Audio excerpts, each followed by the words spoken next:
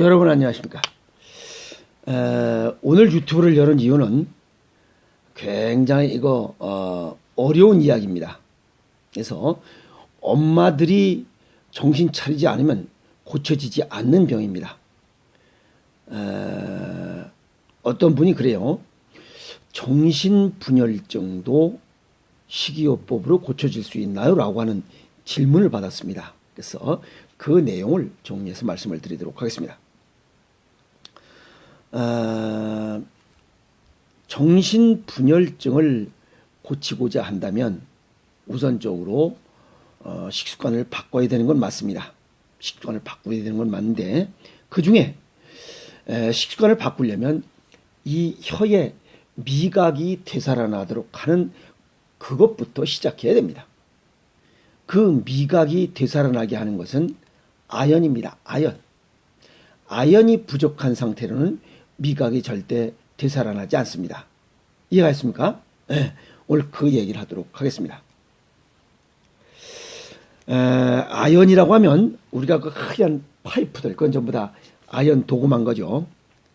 그리고 또 화상 연고에 바르는 건 하얀 약, 그것은 산화 아연을 바세린에 이렇게 용해서 만드는 것이 그 화상에 바르는 연고입니다. 그러면 이러한 아연을 지금 얘기하려고 하는데 아연이 우리 신체에서 어떤 작용을 하는가 하는 의문이 또 생깁니다.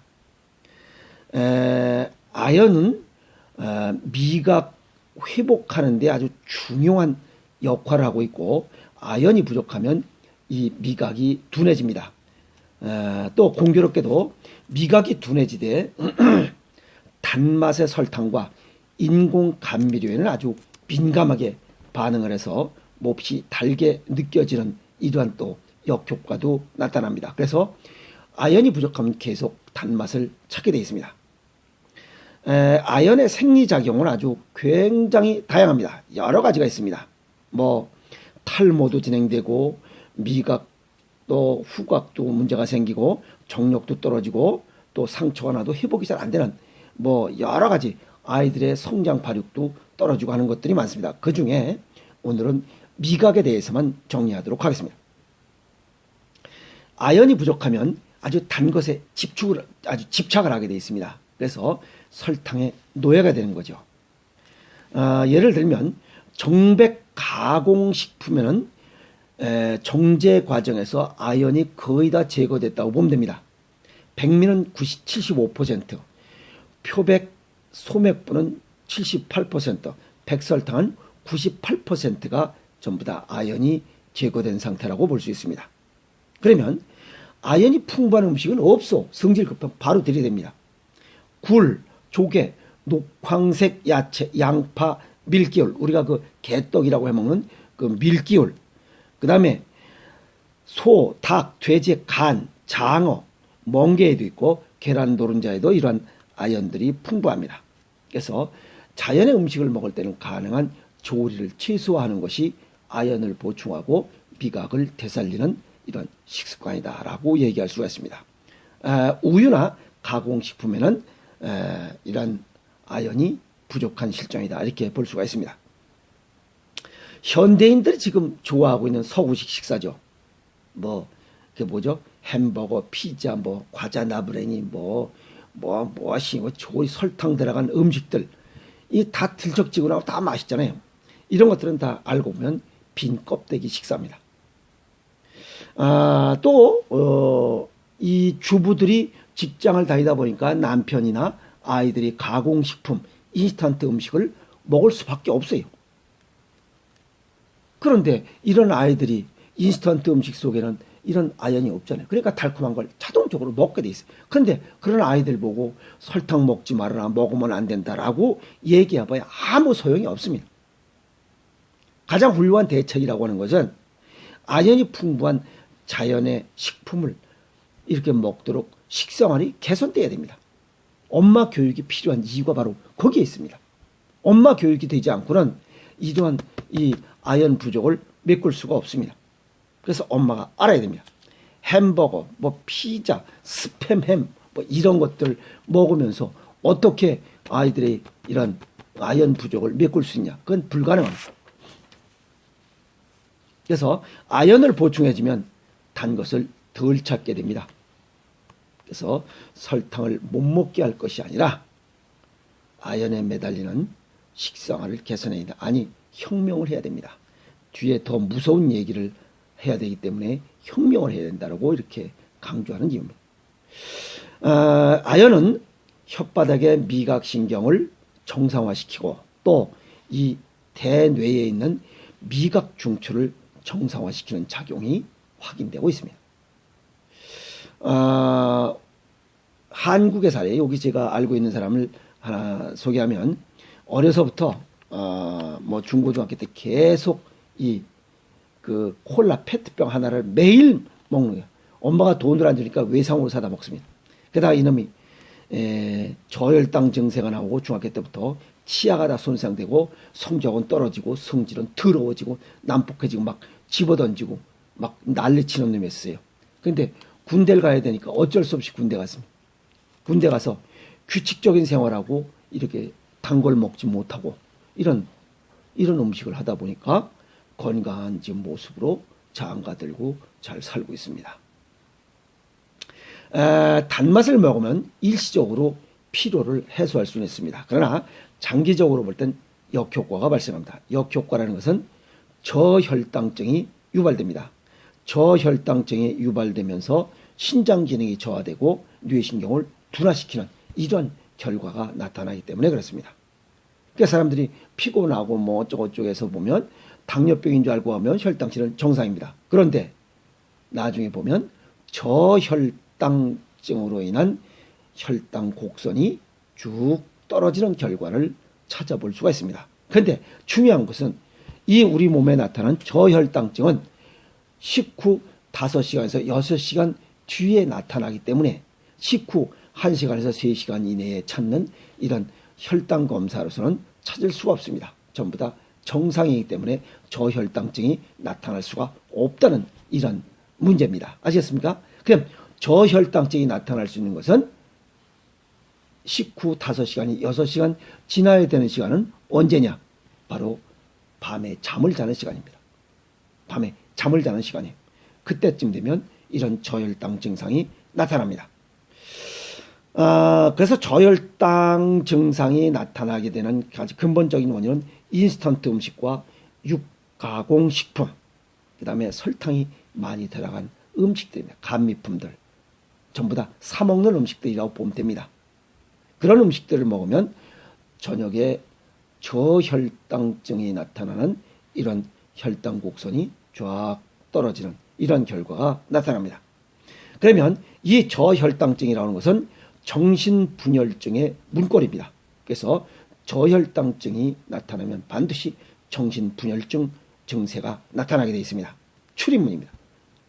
그리고 또 이런 저혈당증은 당뇨병과 같이 약으로 치료되지 않는 병입니다. 아시겠습니까?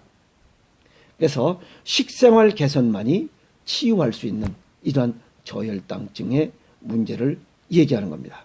그래서 엄마 교육이 아주 시급하고 필요하다 하는 이유가 그겁니다. 그러면 식생활 개선만이 이 저혈당증, 즉 정신분열증을 치유할 수 있는 방법은 없습니다. 그 중에 가장 으뜸이라 할 수 있는 것은 체질과 지금 여기 건강 정도 이런 증상이 나타나는 것을 고려해서 1:1 맞춤식으로 생식하는 것이 최선의 정신분열증 치유 음식이다. 이렇게 정리할 수가 있습니다. 여기서 정신분열증에 관한 이야기를 미국의 사례를 하나 더 정리하도록 하겠습니다. 미국의 정신분열증 환자의 67%가 저혈당증이 나타나고 있다는 겁니다. 저혈당 증상은 어떤 것들이냐는 거예요. 기분이 우울하고 자살 충동이 나서 자살자가 많습니다. 그리고 돌발적인 행동이죠. 묻지마 폭행, 묻지마 살인, 이런 게 저혈당증에서 나타나는 증상들이. 그 다음에 가정폭력, 아내에게 폭력하고 애들 때리고 집어던지고 이런 것들, 가정폭력. 그 다음에 부모를 낫으로 찍어 죽이고 그냥 죽여버리고, 엊그저께도 나왔죠. 부모를 죽여버린 이런 큰아버지도 죽여버리고 하는 이런 것들, 폐류나, 그 다음에 성폭행, 성추행, 어떤 늙은이는 물건을 그 사람들한테 휘둘렀다며. 아이, 그런 미친놈이 있어. 그놈도 보면 이 저혈당증 환자입니다. 그 다음에 목사, 검사장, 스님, 신부, 의사, 각계 각층에서 교장 선생, 일반 교사, 별의 놈이 다 있어요. 전부 다 저혈당 증세가 나타나는 이런 문제, 정신분열증 환자라는 거예요. 이런 사람들 보면 집에서 식사를 안 해요. 마누라가 밥 안 해줍니다. 전부 다 사먹는 거예요. 사먹고 스트레스 받으니까 달콤한 거 좋아합니다. 그러다 보니까 저혈당 증세, 밤에 저혈당 증상이 나타나요. 그럼 이런 사태가 발생하는 거예요. 그래서 현대 젊은이들 전부 다 서구식 식습관에 이게 물들어가고 있어요. 습관이 되어 있어요. 그래서 현대인들의 식습관을 보면 앞으로 이러한 정신분열증, 이런 묻지마 폭행이나 성폭행, 성추행, 별의별 해괴망측한 이러한 행동들이 더 많이 발생되고 있고 아주 다양할 거예요. 다양해요. 앞으로 이런 환자는 엄청나게 많습니다. 자살자 지금 우리나라에 굉장히 많잖아요. 이런 것들 보면 엄마들이 집에서 밥을 해주지 않는다는 거예요. 전부 다 사 먹으라 이게. 가공식품 사 먹어라. 인스턴트 음식 사 먹어라. 돈 주면 다 되는 줄 알고 있어요. 그래서 엄마 교육이 필요하다는 겁니다. 정신분열증 심각한 겁니다. 약으로 되는 일이 아니에요. 신경안정제를 줘서 그냥 신경을 죽이는 것밖에 안 돼요. 그 약효가 떨어지면 더 덩그렇게 또 이런 심각한 문제가 생겨요. 병원의 의사가 고칠 수 있는 병이 아닙니다. 정신분열증은. 엄마가 고쳐야 돼요. 엄마. 식습관을 바꾸는 거예요. 엄마가 교육을 받아야 고칠 수 있는 병 중에 하나가 이 정신분열증입니다. 이거 심각한 겁니다. 아시겠어요? 여기에도 많은 증상들이 있어요. 에?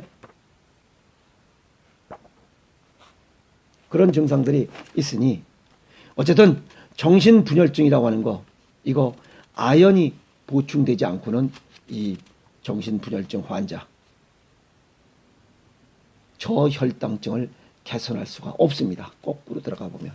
그러면 제철에 맞는, 내 몸에 맞는 음식을 집에서 사랑과 이런 양기가 가득하게 엄마가 해주는 음식을 먹고 자란 아이들은 이런 정신분열증 환자가 나타날 수가 없습니다.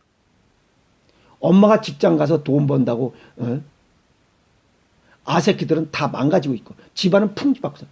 집안에 정신분열증 환자가 있다고 생각해 보세요. 어떤가? 창피해서 말도 못하잖아요. 그 책임이 엄마한테 있어요. 근데 지는 직장 다닌다고 꼴값 떨고 남편도 망가지고 아새끼들 다 망가지는데 가서 돈 벌면 뭐 할 거예요? 정신 차려야 됩니다. 부모가 정신 바짝 차리고 마누라가 교육을 받아야 돼요. 마누라가 공부해야 돼요. 이걸. 그래서 엄마가 교육을 받아야 할 병 중에 하나가 저혈당에 관한 이런 위험성은 아연과 연관이 있다라고 하는 거예요.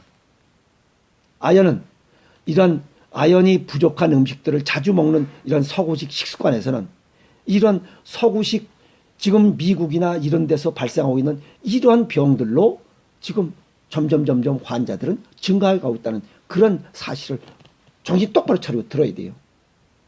내 아이는 아닐 것이다. 천만의 말씀이에요. 햄 좋아하고 좀 맛있어요. 그거 찝찝하고.